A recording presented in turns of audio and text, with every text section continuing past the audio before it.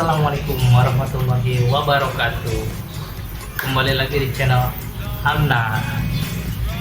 Hari ini saya lanjut ke part 2 karena di video pertama ini untuk masaknya makanannya sudah jadi kan.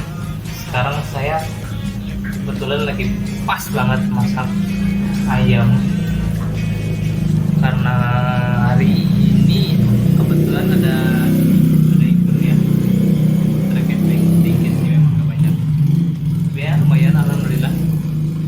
Oke, langsung aja ke intinya ya. Saya mau kasih lihat cara masaknya. Ini masak ayam serundeng, ayam goreng serundeng ya, bisa dilihat. Yang ini kebetulan udah jadi, ini saya baru turunin. Ini ayamnya di sini sedang tinggi kebetulan untuk harga ayam 40.000 per 1 kilo. Ini saya potong 12 per kilonya. Untuk bahan-bahannya sendiri ini ada rempah ya, 3 macam rempah. Ini salam, ini daun jeruk sama serai, mungkin ada di bawah ya. Dan ini kelapa parut yang tua ya. Dan juga ada bumbu kuning. Saya kasih bumbu. Marinasinya saya kasih garam sama MSG ya. Ataupun merek apa ya namanya, Sasa. Ini tinggal ditunggu menyerap aja sampai diaduk, tapi jangan keseringan ya, takut dia rusak si ayamnya. Oh iya, untuk tips nih ketika masak ayam yang nantinya akan diproses ulang, baik itu digoreng ataupun dibakar, terutama digoreng ya, pastikan ketika mengungkep ini, pertama nih, tahap pertamanya si bumbu, baik itu bumbu merah, bumbu kuning atau putih, dia harus matang karena dia akan berpengaruh ke hasil akhir. Seperti dia cepat basi, cepat rusak ya si makanannya. Ini cuma ke ayam, ke bahan-bahan yang lainnya juga, baik itu pauk ataupun sayur mayur ya. Dan kedua, si bumbu dia harus benar-benar berasa. Kenapa? Kalau dia nanti diproses masak ulang, dia akan berkurang rasanya. Jadi saat proses awal itu, proses awal itu harus benar-benar berasa banget. Dia berasa asin, tapi jangan benar-benar asin banget ya. Dia benar-benar lebih dari kayak ketika kita makan kan, berasa bumbu-bumbu itu, kita kasih lebih setengahnya lagi, lebih ekstra rasanya. Gak apa-apa kok, gak bakalan keasinan. Justru dia nanti setelah di akhir, ketika memang bakalan enak banget, rasanya pas. Kuncinya di situ.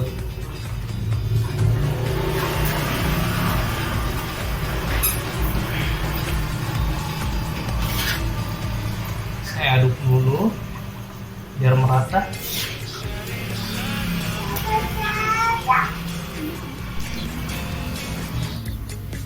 Ini dia hasil akhir setelah si ayam serundengnya matang.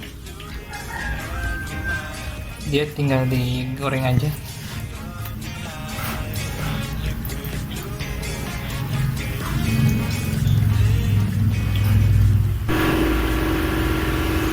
Ini proses filterisasi parutan kelapa yang diungkep tadi berbarengan dengan ayam ya. Ayamnya ada di bawah. Ini lagi saya saring dulu. Nah, selanjutnya nanti digoreng ya.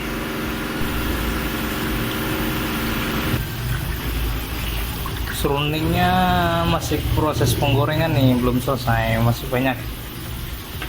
Di sebelah ini untuk pepes sekalian aja ya. Bahannya simpel kok, kalian udah pasti tahu kalau mau bikin pepes itu bahan apa aja. Cuman saya lebih ke triknya biar dia lebih awet dan gak cepat basi. Si tahu dia harus ditumis dulu kayak gini sampai kadar airnya berkurang dan semua bumbunya matang. Di sini dikasih bumbu juga ya. Pastikan ini juga dilebihin rasanya, jangan dipas banget. Kenapa? Nanti pas proses pengukusan pakai daun pisang dia berpengaruh, kadar airnya berkurang, dia pasti nyusut rasanya. Oke. Dan ini dia serundeng yang sudah jadi dan siap untuk di display. Kelihatan nggak? Kelihatan ya. Nah, ini gulai nangka.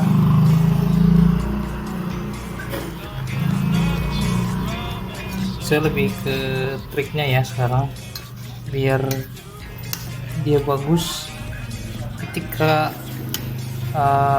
dimasak awal. Pastikan bukan direbus ya. Kenapa?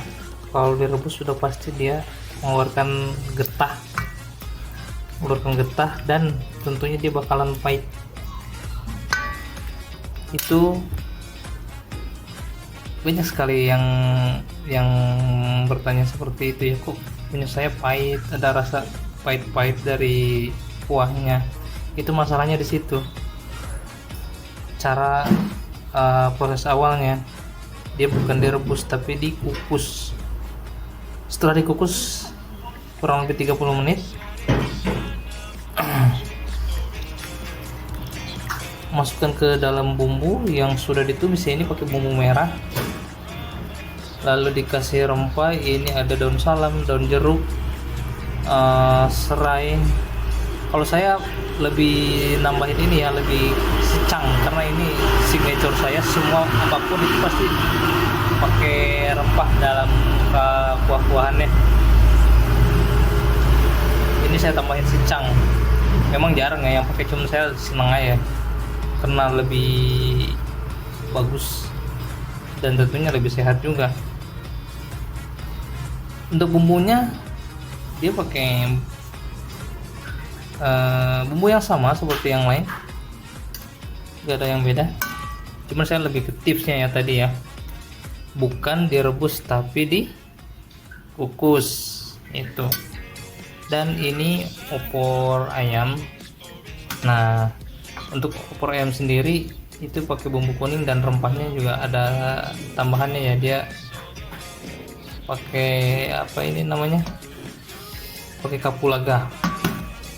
Untuk tips masak opor ayam yaitu dari kelapanya nih, santannya. Pasti banyak yang sering pakai santan instan dong, bener gak sih?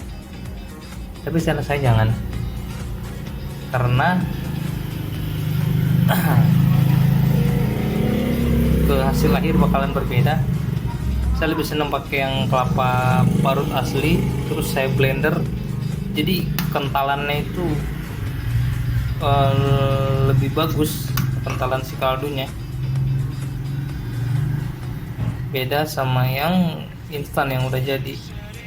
Memang bisa pakai yang itu juga, cuman butuh si santan lebih banyak. Tentunya kalau untuk jualan costnya lebih tinggi dong.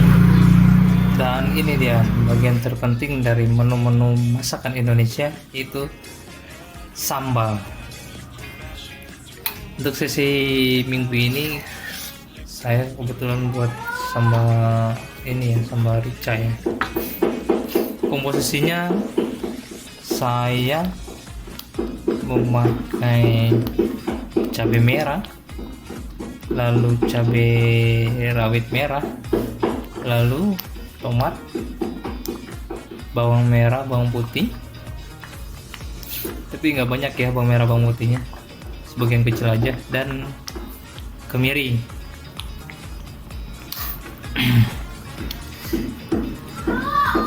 Untuk rempah luarnya saya cuma pakai ini aja, daun jeruk karena biar lebih wangi, karena saya gak pakai terasi kebetulan untuk yang ini.